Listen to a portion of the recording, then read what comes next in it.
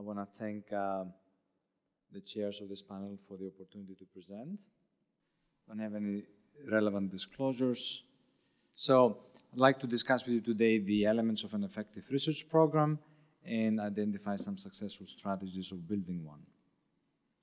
So I would argue one of the most important components of an effective research program is to have a determined leader, which I guess in this context, hopefully will be you. You also need to have a strong research team. You have to have collaborators, resources, funding, access to participants when we talk specifically about a research program for simulation, because a lot of the studies we do, it do involve participants. You have to have a line of research, and you have to be disseminating your findings. So, for you as the team leader, if you have prior robust experience in research, I think you're good to go. If not, you need to find a mentor.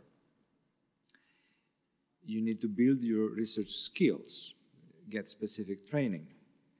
You also need to prioritize what you're going to start with and what's the most important for you. You need to find a balance between all the responsibilities you have, and you need to learn how and when to say no when that balance is thrown off. Generally, because most of you will also have clinical responsibilities, as most of us, that clearly demand your attention and time. And I think it's extremely important that you work on your leadership skills, because if you're a team leader, you have to lead a team. And if we're talking about building a research program, it has to do also with building a team. So you need to learn how to delegate. If you're like the typical surgeon, and I will put myself in it, we always feel we can do the job better than anybody else. The problem is, if you have that mentality, it's going to be very hard to lead the team, specifically for research and in general. So you need to learn what you can delegate to others and accept the result you're going to get as long as you choose them right and you guide them right. So when you build your research team, I already mentioned, if you only try to do everything on your own, you will not achieve as much as if you have several people who can be effective and productive. So you need to recruit help. And especially if you're in an environment that may not be very advanced in regards to research, just find any help you can get, right? It can be a student, it can be a resident, it can be a fellow, it may be a postdoc, coordinators, statisticians, as you get perhaps in a more savvy research environment that you're trying to do this. But realize, especially if you cannot offer monetary compensation for some of these services, what you're going to offer them in return, right? So if they're students or residents, probably mentoring, probably publications that are important for their career and their growth, maybe reference letters. Maybe a student wants you to write them a letter so they can get in a good residency. If you can pay them salary, that may be another bargaining chip. But you need to choose your team wisely. If a well-chosen team will help you be very successful. However, if you do not choose your team members right, they can also be a big drag. It can eat a lot of your time and cannot give the effectiveness that you're hoping for. So don't forget, help them build their research skills if they're not where they need to be, but you do need to be very careful about who you put in your team to make sure they augment what you're trying to do rather than slow it down. Look for people who have complementary skills to yours, because that's how you add value to your team. If you already know how to do specific things, you probably don't need someone who has complementary expertise unless you have zero time to do those things and you want them to take it over. But if you find that for your program there's specific aspects that need to be strengthened, you need to find the people who have those skills to help you. Seek support, right? Any occasion you get, any opportunity. From your department, from external funding, because it's important for your long-term sustainability. So who's the most helpful? As I mentioned earlier, the most helpful when you build a team are the ones you have access to, right? Once your program's up and running and you have a better idea of what exactly you need, and if you have more funding, then you can be a little more selective. But initially, you probably have to compromise with some of your great criteria as when you pick team members so you can get up to speed. Collaborate. Find productive collaborations. And the key word here is productive. And the reason being, you may engage in very exciting collaborations that may never go anywhere and eat a lot of your time. And that's fine. It's going to be, may have been fun, but if your goal is to be productive, you need to focus on those collaborations that will make you productive. And what I mean by that is typically a lot of people like to engage in collaboration because we all understand that its importance. But there's not many people who will follow through in the things you're trying to do to help you produce something. So you need to figure out early who are the people who are going to do what they promise to do and who are just there to have fun. So you need to fill the voice that you have, as I mentioned. You need to learn from others.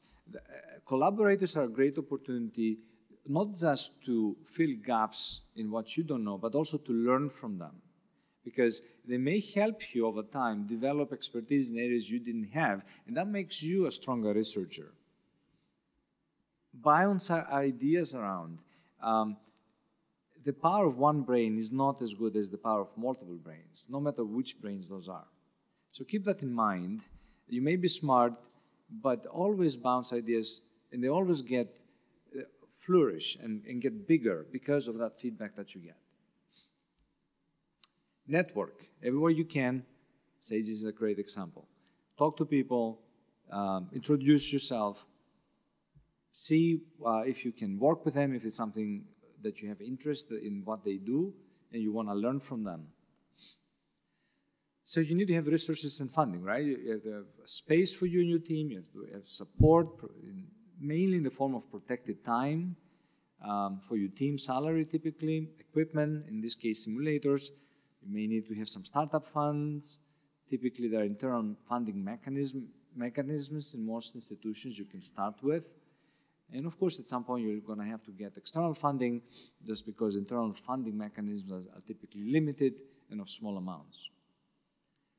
You need to have a realistic budget that ensures your sustainability. This is obviously for the long term and for the short term, but this is something you always have to keep in mind. I talked about access to study participants. This can be residents, it can be medical students, it can be pre-medical students, whoever you need to be able to run some of your studies in simulation.